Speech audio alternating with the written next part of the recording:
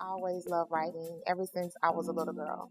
And I have fond memories of my mother and I going to the local bookstore and just buying as many books as we could.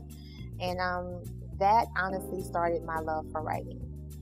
I remember being a little girl and just being fascinated with books. And I loved all kinds of books. I loved the Bible. I loved the encyclopedias. I loved my mom's romance novels, even the ones that I wasn't supposed to be reading. I loved them all, and I just knew I had a connection with books, and I just knew that was what I really wanted to do.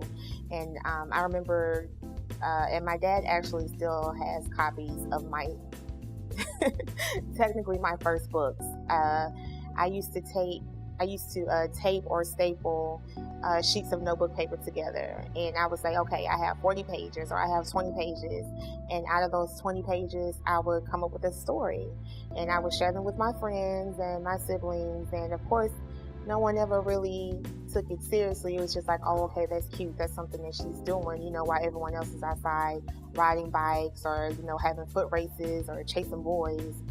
I was honing my craft. I didn't realize it at the time, but that's actually what I was doing.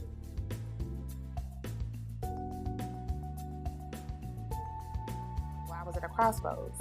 I was trying to figure out, okay, am I going to, get another job, start another career that I'm really not passionate about, that I really honestly don't want to do, or do I want to chase my dreams and just go after it?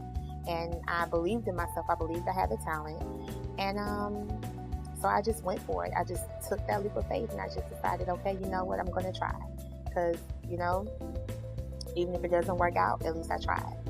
And so I went for it. I wrote my first book, and I've been happy ever since.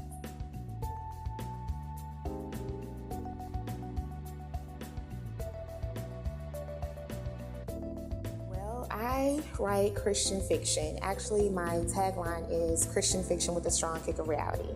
And I write Christian fiction because honestly, faith is the core of who I am. Faith is a very important part of my life, and actually I don't think that I would even be who I am now or where I'm going even on this journey if it were not for my faith. I am a Christian, and so the Christian teachings that come from the Bible are actually a central theme in all of my work. But I write Christian fiction with a strong kick of reality because I know that just being a Christian doesn't mean that everything is going to be perfect. I mean, life does not deliver us fairy tales no matter what our faith is. It's not going to be perfect. But just because it's not perfect doesn't mean that we actually can't make it.